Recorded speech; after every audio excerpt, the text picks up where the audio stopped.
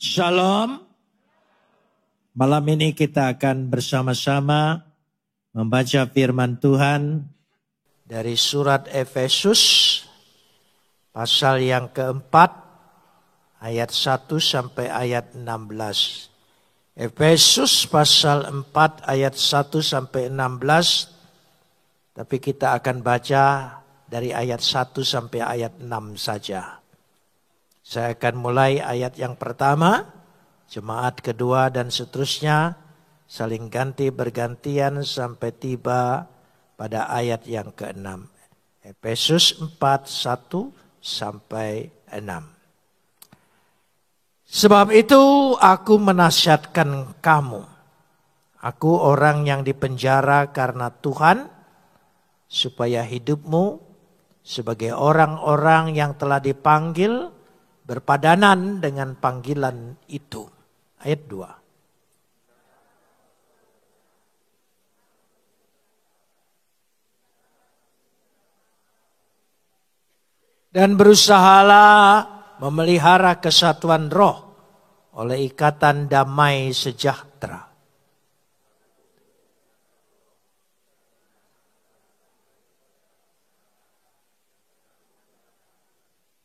Satu Tuhan dan satu iman, satu baptisan.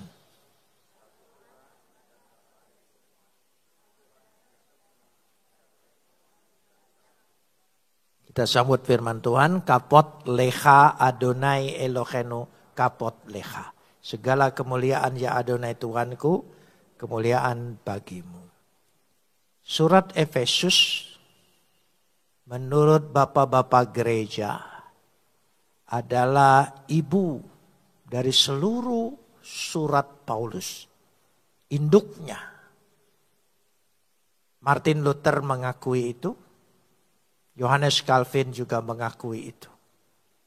Karena itu ini semacam satu puncak. Khusus pasal 4. Ya, khusus pasal 4. Ada sebuah tekanan yang beralih. Dari pasal 1 sampai pasal 3, semuanya Paulus menjelaskan. Pasal 4 beralih mendesak. Bukan lagi menjelaskan tapi mendesak. Apa yang harus dilakukan oleh kita. Karena Tuhan sudah melakukan terlebih dahulu melalui Yesus Kristus kepada kita. Jadi pasal 4 ini seolah-olah beralih. Sekarang waktunya. Seharusnya apa yang kita harus lakukan. Karena mengikuti Yesus bukan hanya pilihan Tuhan semata-mata. Ya, memang semula adalah pilihan Tuhan, ketetapan Tuhan. Tapi di dalam diri manusia ini kan diberi hak istimewa. Free will. Kebebasan untuk memilih. Jadi antara pilihan Tuhan dengan kebebasan pilihan terhadap manusia. Di sini bertemu. Ketika Tuhan sudah memilih kita, ya, dengan kedaulatannya, dan kita menyambutnya. Karena anugerahnya itu menggunakan kebebasan pilihan kita, free will itu, untuk percaya. Kan barang siapa percaya. Jadi dari situ. Karena kita sudah menggunakan hak kita, dan Tuhan sudah menggunakan hak kedaulatan Tuhan, masing-masing punya kewajiban untuk memenuhi keputusan itu. Tuhan memenuhi keputusannya, mengirim anaknya, mati di kayu salib, bangkit. Itu semua Tuhan sudah memenuhi. Nah, kita yang sudah menggunakan kebebasan hak pilih kita untuk memilih, tuh apa yang Tuhan tetapkan. punya juga kewajiban. Jangan lupa, punya kewajiban. Untuk masing-masing memenuhi pilihan itu. Jadi tidak bisa bertepuk tangan sebelah. Masing-masing untuk memenuhi pilihan itu. Sama halnya seperti suami istri. Ketika mereka menggunakan memilih laki-laki itu sebagai suaminya. Perempuan itu sebagai istrinya. Mereka masing-masing punya kewajiban. Tidak bisa hanya satu pihak untuk menikmati saja. Itu namanya mengorbankan orang lain. Masing-masing punya kewajiban. Sama hal seperti itu. Jadi kedaulatan Tuhan dengan free will, kebebasan manusia itu untuk menentukan pilihannya. Masing-masing mempunyai kewajiban untuk memenuhi dalam kenyataan. Katakan dalam kenyataan. Praktek hidup. Kalau tidak, dari semula saya katakan bahwa kita dikaruniakan Roh Kudus. Dari mana kita tahu kita menerima karunia Roh Kudus itu? Satu-satunya lewat pertobatan. Karena pertobatan itu adalah pekerjaan Roh Kudus. Jadi kalau tidak ada pertobatan, saudara mengaku menerima karunia Roh Kudus, dipenuhi Roh Kudus, itu dusta. Jadi bertobat. Ketika saya membaca Alkitab, saya percaya Yesus. Tapi harus juga disertai dengan pertobatan. Itu tandanya untuk menerima pekerjaan Roh Kudus. Karenanya sama halnya apa yang di sini. Jadi Tuhan sudah melakukan kewajibannya. Penuh. Saudara amin dan percaya. Kewajibannya selalu diperingati pada minggu pertama. Dengan memakan tubuh dan meminum darah anaknya. Lalu kewajiban kita sampai di mana? Dalam suami istri.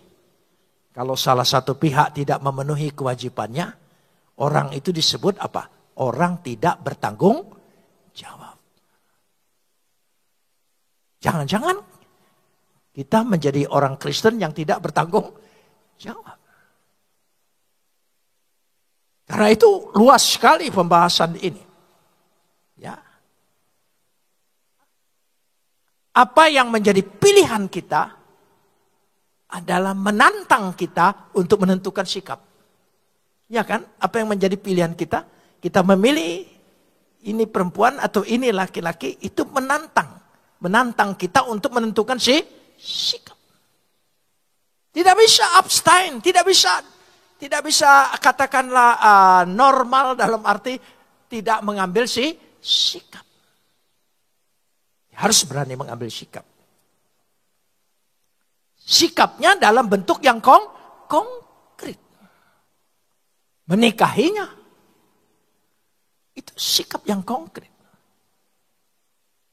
Sikap yang konkret ketika kita menerima kedaulatan Tuhan untuk menyelamatkan kita. Kita harus menunjukkan itu penerapannya di dalam kehidupan sehari-hari. Menjadi sikap yang nyata. Ini penting, jangan dilewatkan. Paulus memberikan 4 poin. 4 poin. Dari ayat 1 sampai ayat yang ke-16. 4 poin. Yang pertama, memiliki karakter baru. Karakter baru. Yaitu dari ayat 1b sampai ayat 2. Yang kedua, memelihara kesatuan. Memelihara kesatuan. Dan yang ketiga, orang yang memelihara kesatuan menghargai keragaman. Keragaman karunia yang masing-masing Tuhan berikan. Dan yang keempat, mencapai kepenuhan Kristus. Itu garis besar dari bacaan kita ini. Saya ingin berbicara dulu tentang memiliki karakter baru.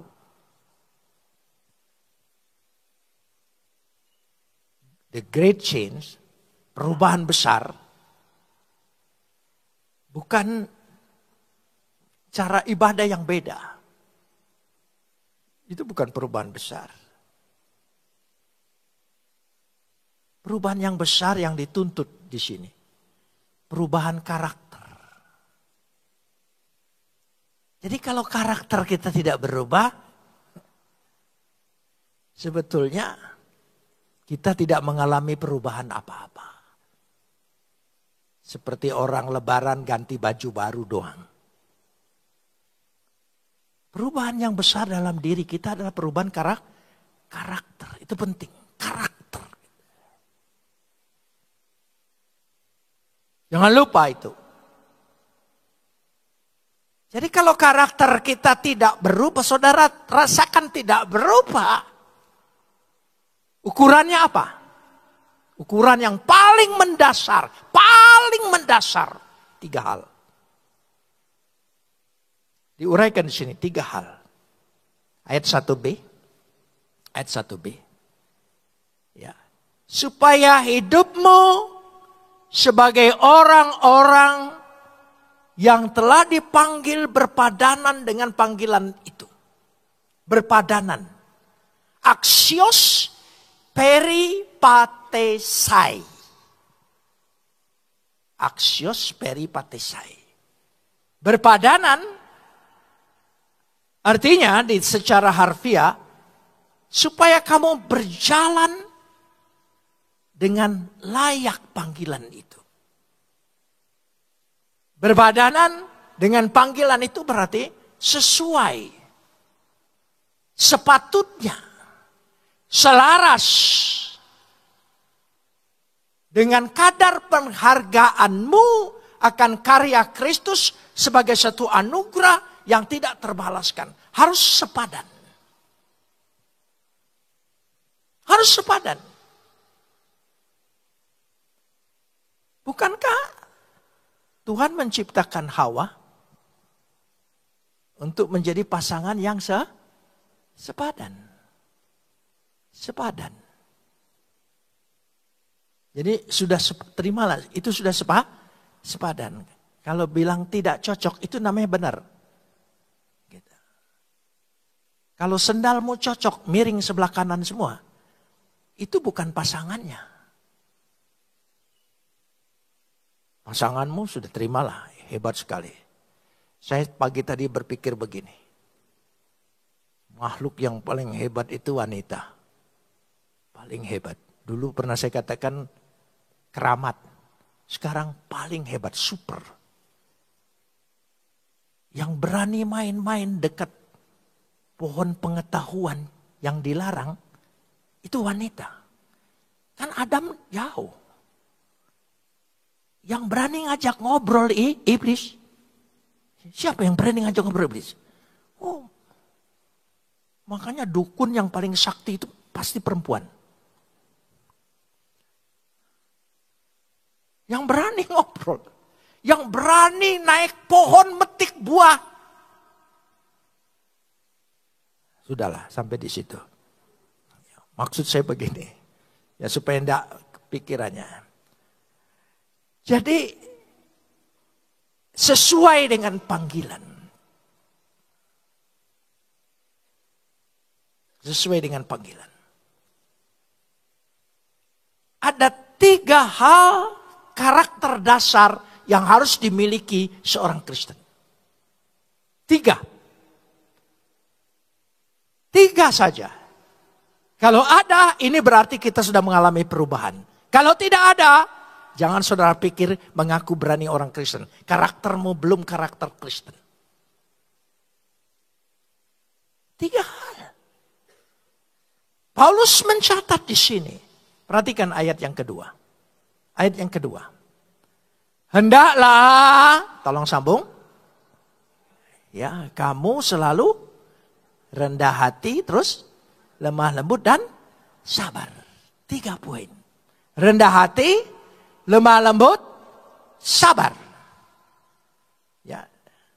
Ini sudah segalanya. Metapases dalam bahasa Yunani. Yaitu tapainuprosunes, rendah hati. Ya, harfiahnya kerendahan hati. Ya. Protes, lemah lembut atau kelemah lembutan. Makrotumias, sabar, kesabaran. Rendah hati, lemah lembut, sabar. Coba ucapkan. Ada enggak di kita? Ayo, kalau tidak ada, karaktermu belum berubah. Belum yang lain-lain. Orang bilang tabiat tidak bisa dirubah, itu bergantung dengan kita. Apa rendah? Rendah hati, lemah lembut, sabar. Ada enggak? Jadi kelihatan. Ya, kalau sudah menjadi Kristen, ada sedikit kesabaran, bersyukur. Memang sedikit dulu enggak apa-apa. Karena manusia itu proses. Tidak apa-apa. Tapi yang penting, ya sudah mulai ngalah kalau bertengkar. Ya. Sudah lemah lembut sedikit. Ya. Tidak sombong, rendah hati. Amin, saudara. Ada enggak? Sedikit aja, coba sedikit aja. Sebab setetes racun itu mematikan. Setetes perubahan itu menjanjikan. Katakan amin. Menjanjikan. Amin. Mau belajar terus seperti ini? Amin. Ya terus coba ini ukurannya. Ini ukuran. Kita itu sudah betul ada perubahan besar atau tidak. Jangan ngelamun. Perubahan besar, aku dirubah. Karena Tuhan memberkati aku. Salah sekali kalau saudara berdoa, Tuhan berikanlah aku uang. Tuhan tidak akan jawab. Karena Tuhan tidak pernah cetak uang. Berikanlah berkat. Tuhan punya banyak sekali berkat. Berkat lebih dari uang. Banyak uang. 271 triliun. Tuhan belum izinkan saya melihat 1 triliun aja. Sudah. Gitu, belum. Ini 271. Kayaknya saya pingsan. Bisa-bisa mati mendadak. Iya saudara. Ya sudahlah itu. Jadi uang tidak memberkati kita. Iya kan, menyedihkan sekali. Kalau berkat, luar biasa. Pak Aladin berkat Tuhan berikan dalam hidup kita luar biasa. Saya tanggal 5 Maret diperiksa di rumah sakit RSPAD. Karena di situ alat yang tercanggih. Periksa jantung saya. Dari sekian periksa jantung. Oleh Brigjen Dr. Ismi. Periksa aja. Supaya periksanya lebih mendetil di kateter. Di kateter. Selesainya dokternya bilang begini. Jantung Bapak jauh lebih baik dari jantung saya. Lebih baik daripada jantung dokter jantung. Itu berkat yang besar. Gak bisa dibeli.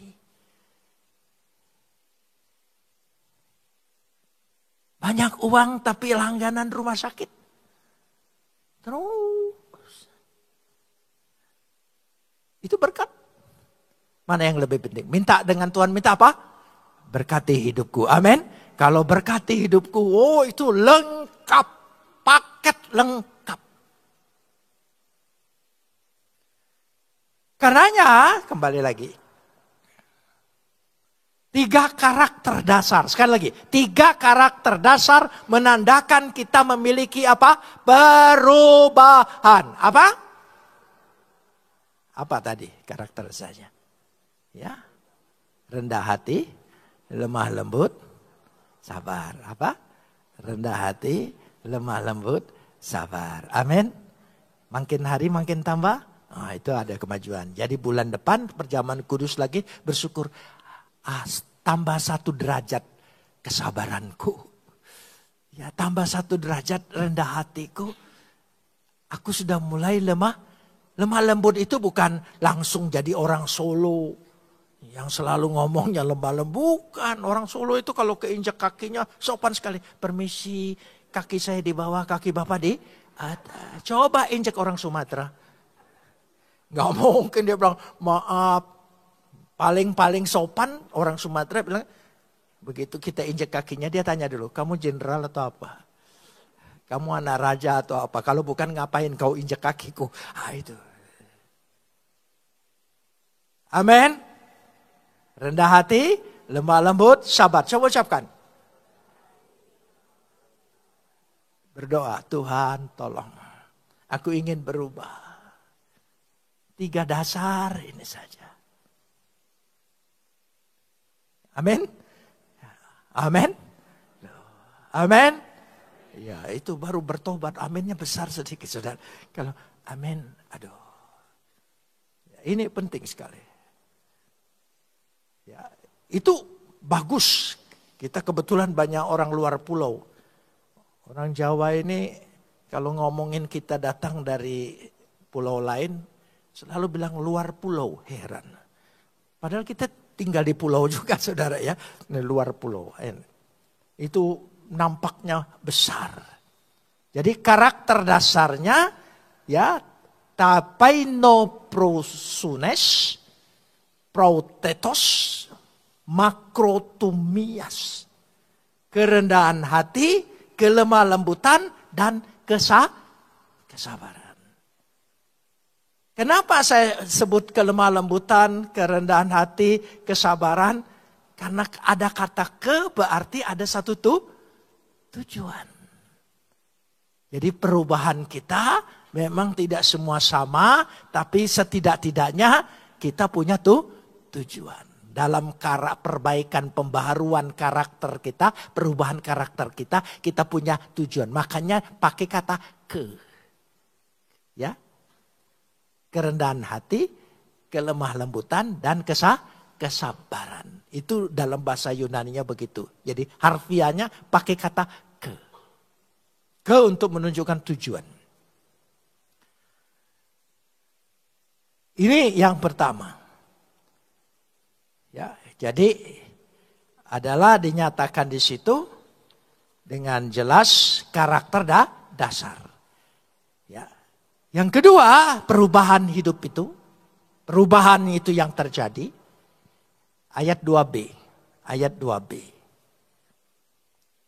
Coba kita baca bersama-sama. Ayat 2b. Ya, 1, 2, 3. Tunjukkanlah kasihmu dengan saling membantu. Ya, satu sama lain. Alelon. Berarti timbal balik. Masing-masing menunjukkan buahnya. Jadi kualitas hidup seorang Kristen adalah kasih. Itu kualitas hidup kita. Itu nilai. Jadi kalau kita ingin melihat nilai kehidupan Kristen kita tanpa kasih. Dan kasih itu harus timbal. Artinya orang lain merasakan buahnya. Jangan menuntut orang lain berubah. Jangan menuntut orang lain tunjukkan kasihmu. Enggak, tunjukkan dulu kita kasih kita.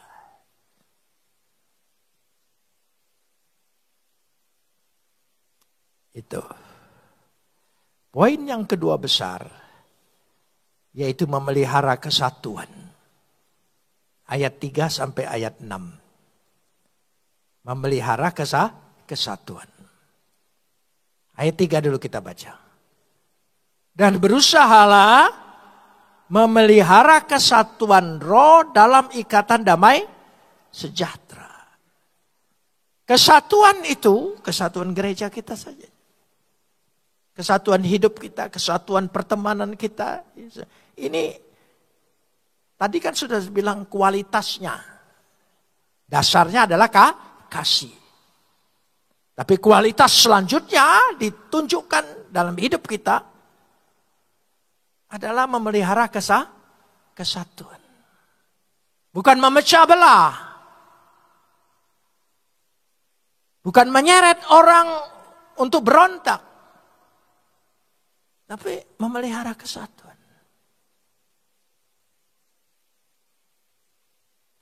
Suami istri ribut. Apa nasihat kita?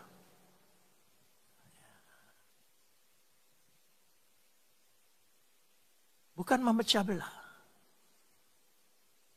Oh iya. Oh. Karena terlalu banyak ngobrol. Terutama perempuan terlalu banyak ngomong. Iblis aja yang tidak perlu diajak ngobrol, diajak ngobrol.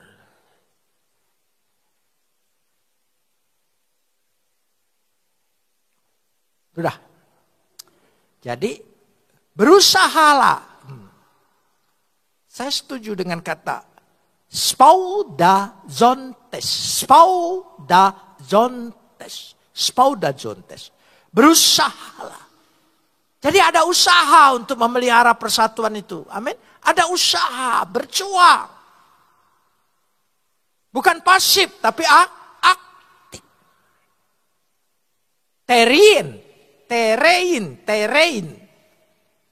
Memelihara, menjaga. Itu. Ayat 3 jelas sekali. Dalam kesatuan roh, dalam ikatan damai sejahtera.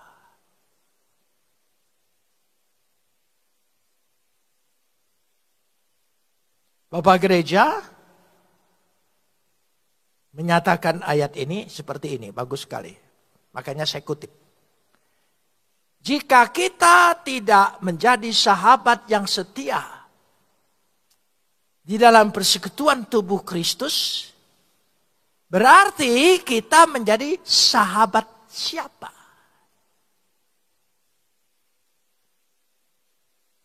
Bisa ditangkap?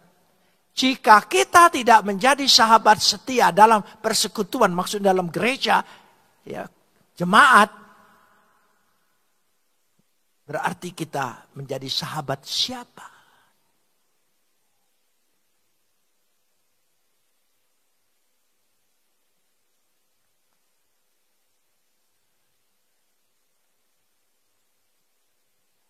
Selanjutnya, saya singkat-singkat saja. Tapi nanti mungkin lebih mendalam lagi perlu dibahas ya surat Efesus ini secara menyeluruh. Ya. Satu roh, satu tubuh. Ya. Sebagaimana kamu telah dipanggil kepada satu pengharapan. Kita satu tubuh, satu roh, rohnya sama, tubuh semua kita ditebus oleh tubuh Kristus. Harapan, semua harapan kita nanti mewarisi sorga, bakal ketemu di sana.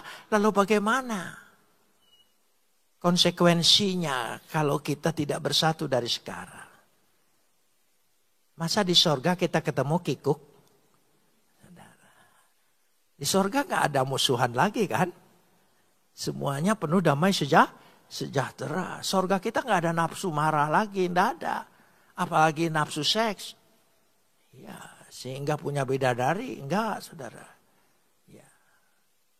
Hubungannya bukan lagi hubungan suami istri dalam arti hubungan badannya, hubungan roh. Kita satu pengharapan. Amin. Kita satu pengharapan. Ya.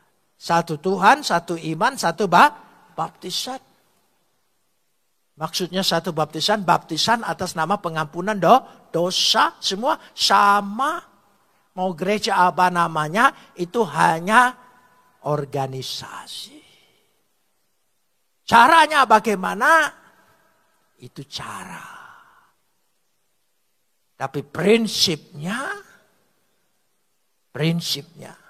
semua diampuni karena pengampunan dosa oleh perbuatan Yesus. Sudah selesai. Tidak usah bertengkar soal itu. Tidak usah bertengkar. Yang suka bertengkar, ya itu tadi karakter dasarnya belum ada.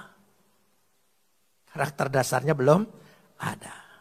Satu Tuhan, satu Bapa dari semua, Tuhan di atas semua, melalui semua, di dalam semua, ada semua. Amin.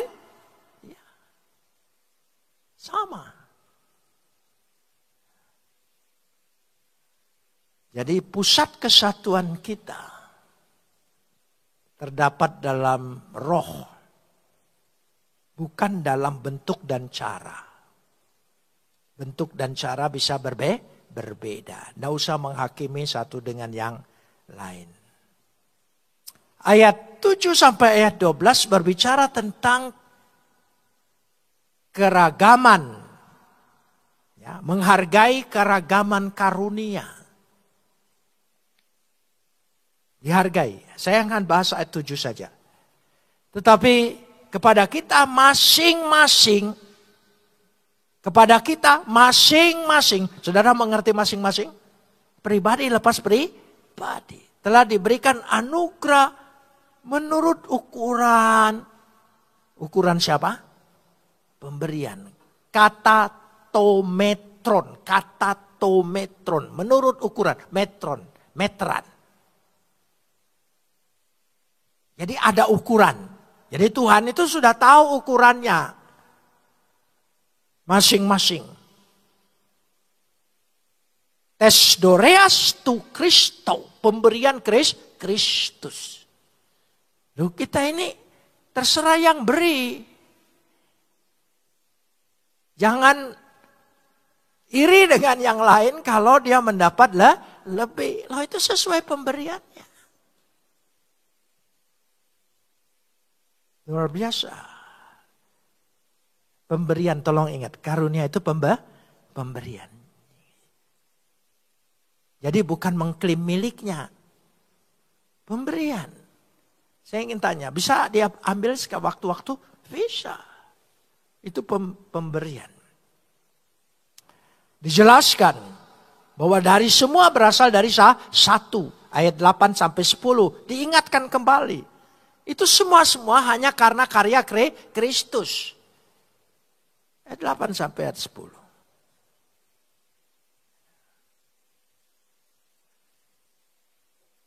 Ayat yang 11 menunjukkan fungsinya masing-masing. Ayat 12, saya bicara agak panjang sedikit di sini. Kegunaan fungsinya, ada gunanya. Kegunaannya dulu.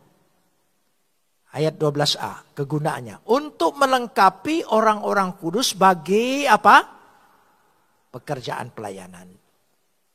Untuk melengkapi itu. Jadi proston katartismon. Melengkapi. Ya, eis ergon diakonias. Bagi pekerjaan pelayanan.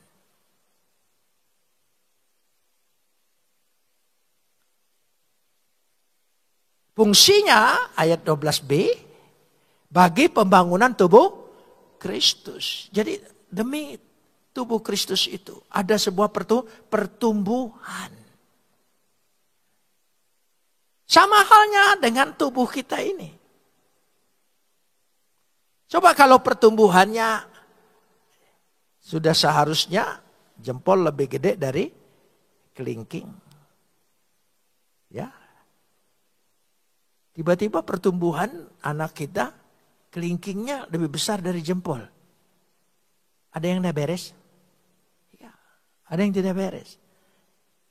Dan tidak boleh kelingking menuntut harus sebesar jempol. Ada jempol 2.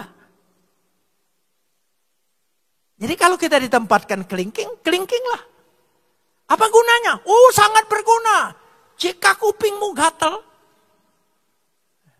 Ini berguna sekali, saudara. Yang segede ini nggak mungkin. Kalau korek-korek kuping dengan jempol, nggak mungkin. Berguna.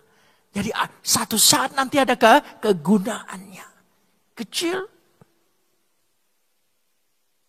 Sama dengan tubuh kita. Saudara mau telingamu sebesar gajah? Itu pertumbuhan yang berlebih. Tidak bisa. Semuanya sudah sesuai dengan fungsinya. Sesuai dengan fungsinya. Jadi gunanya dan fungsinya ayat 12b. Bagi pembangunan tubuh Kristus. Untuk mencapai kepenuhan itu dari 13 sampai 16 adalah hasilnya. Hasilnya dilihat di sini ada sesuatu yang dicapai. Ya, ada sesuatu yang dicapai. Dilihat dari pertumbuhan kerohaniannya. Apa yang dicapai? Ayat 13. Ayat 13. Coba kita baca ayat 13. Sampai kita semua telah mencapai apa? Kesatuan iman dan pengetahuan yang benar tentang anak Tuhan. Kedewasaan penuh dan tingkat pertumbuhan yang sesuai dengan kepenuhan. Katantesomen, mencapai. Jadi bukan sekedar jemaat datang hari Minggu ibadah, mendengar pengajaran firman Tuhan. Firman Tuhan juga yang disajikan itu harus ada target tujuan yang dicapai. Kalau khotbah tidak mempunyai tujuan, target untuk dicapai, itu motivasi.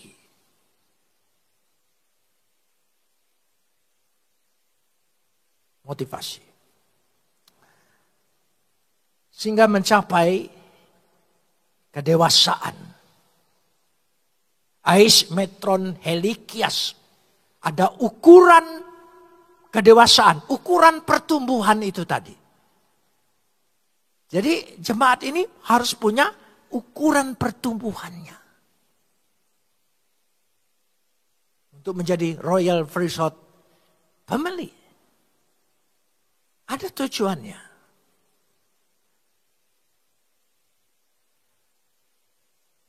Ya, poin yang selanjutnya. Berbicara daya tahan jemaat. Tujuannya yang pertama adalah daya tahan jemaat. Daya tahannya bagaimana? Ayat 14. Ayat 14. Kita baca ayat 14. Sehingga kita bukan lagi anak. Tolong sambung. Yang diombang-ambingkan oleh berbagai angin pengajaran. Oleh permainan palsu manusia. Dalam kelicikan mereka yang menyesatkan. Tolong ingat, ini daya tahan jemaat harus terlihat di sini. Ya, kludonizomenoi. Diombang-ambingkan. Wah, ini bahaya. Di zaman informasi seperti ini. Ya, sehingga ya yang merusak ekonomi bank. Yang merusak kesehatan dokter. Apalagi ya. Yang merusak informasi. Ya. Alat-alat informasi itu. Itu merusak. Ya. Sehingga daya tahan. Sehingga tidak diombang-ambingkan. Selain diombang-ambingkan, sebetulnya kata Yunaninya di sini ada kai periperomenoi. Kai periperomenoi. Diseret. Terseret. Lucifer menyeret sepertiga makhluk surgawi untuk dibawa oleh dia.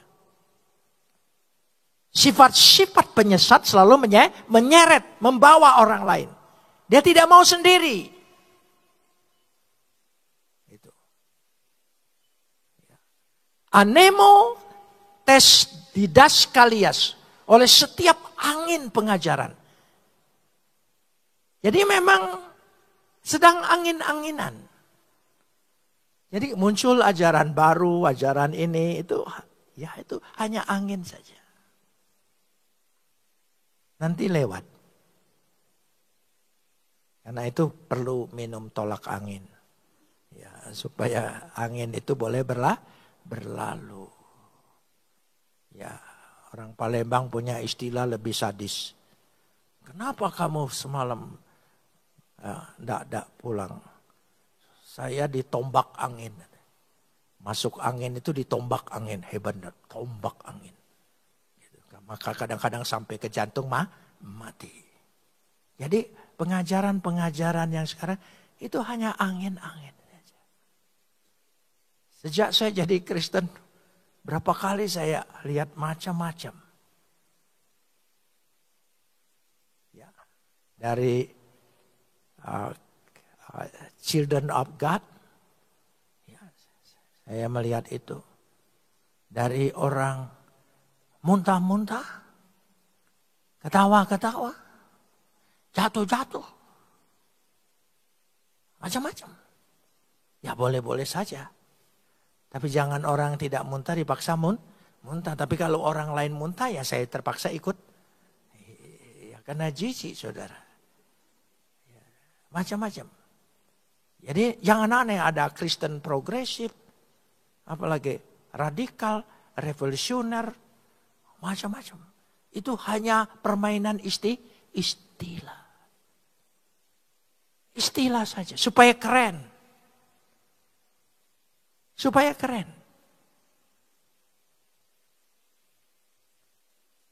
Dulu saya masih menjadi ketua pemuda. Kami selalu ada retreat istilahnya, pengkaderan. Jadi setiap bulan puasa, sebulan penuh. Besok mau lebaran baru boleh pulang. Itu pengkaderannya, sebulan penuh. Pengkaderannya saya bagi. Basic training, intermediate training, advanced training. Wah teman-teman, kakak ini memang hebat. Padahal saya hanya ngambil dari kursus bahasa Inggris. Karena mereka tidak pernah ada ikut kursus. Jadi nggak tahu istilah itu. Tapi dia pikir hebat. Karena informasi belum tersebar kan waktu itu. Hebat ya, bisa menemukan istilah basic training, intermediate, advanced training. Coach instruktur. Saya naik daun, kepilih terus jadi ketua. Dianggap cerdas. Padahal hanya ngambil dari kursus bahasa Inggris. Jadi itu hanya comot-comot saja istilah-istilah itu diambil istilah ini. Itu sebentar aja. Nanti juga berlalu. Karena itu jangan merasa resah ini dan itu. Itu berarti saudara masih terombang-ambing. Anggap angin lalu. Kalau ada orang buang angin, apa engkau nikmati? Ya sudah. Bagaimana sikap kita kalau orang lain buang angin? Tahan, ya itu sebegitu aja lah. Sudahlah itu angin pengajaran itu sikapnya ndak usah berlebihan ini dan itu saya gampang aja itu. Jadi karena itu mereka punya. Jadi ada beberapa kelicikan dikatakan sini. Kubeya, antropon, kelicikan manusia. Memakai kata panorgia, tipu daya. Dan mereka memang punya tata cara menyesatkan itu luar biasa. Karena itu dipakai di sini dikatakan prostes metodian, tes planes yang mengecohkan, yang menyesatkan. Punya cara yang luar biasa. Tapi jemaat yang dewasa, jemaat daya tahannya luar biasa. Katakan amin. Ya, saya harap jemaat GKA punya daya tahan. Tidak terlalu risau, enggak terlalu bicara. Apalagi sampai ikutan. Kenapa ini? Arah tujuan jemaat jelas sekali. Ayat 15. Sebaliknya dengan berpegang teguh kepada kebenaran di dalam kasih. Di dalam kasih. Karena iblis tidak bisa meniru kasih. Kita bertumbuh dalam segala hal ke arah Dia. Yang tetap mengagungkan Kristus adalah kepala kita. Pusat segalanya. Itu ajaran yang benar. Kita terus bertumbuh ke sana. Ya. Kalau target kita jelas atau hasil dalam jemaat. Ayat 16. Dari dialah seluruh tubuh. Tolong sambung. Ya, ayat 16. Dari dialah seluruh tubuh. Yang rapi tersusun. Sekali lagi. Rapi tersusun terorganisir. Dan diikat menjadi apa? Satu. Oleh semua sendi yang menopangnya. Ya, menerima pertumbuhannya sesuai dengan kadar pekerjaan tiap-tiap anggota untuk membangun apa? Tolong sambung, untuk membangun apa? Membangun dirinya dalam apa? Dalam apa? Kasih. Itu membereskan kita semua. Amin. Ya, kalau ada yang tidak beres pasti karena tidak ada kasih. Kasih itu luar biasa. Ya. Jadi Kristen itu yang paling berat. Dulu sebelum saya percaya Yesus, wah, kayaknya semangat sekali saya. Karena di situ ada emosi, ada nafsu untuk menghancurkan, untuk membinasakan, untuk membunuh, untuk menghanguskan, untuk segalanya dulu ada. Saya semangat sekali. Apalagi masih muda, tambah semangat sekali. Tapi begitu jadi Kristen harus mengasihi. Kasihilah musuhmu, gak tanggung-tanggung. Kasihilah musuhmu. Musuh harus dikasih, berat. Sudah musuh harus kasih. Saudara mengasihi musuh? Kan diam kan? Kan diam. Dalam gereja gampang jawabnya. Ayo melangkah keluar. Ayo. Tapi untunglah. Bukan kekuatan kita. Karena ada Roh Kudus. Katakan ada apa? Ada Roh Kudus. Roh Kudus memampukan kita. Roh Kudus membuat kita bisa. Roh Kudus memberkati kita. Roh Kudus. Amin. Jangan kecewa kalau saudara rasanya. Tapi yang penting ada progres. Ada kemajuan, ada usaha. Ya, ada usaha. Jadi supaya kita juga ada usaha untuk betul-betul memiliki karakter dasar perubahan. Karakter dasar perubahan. Coba ucapkan karakter dasar perubahan.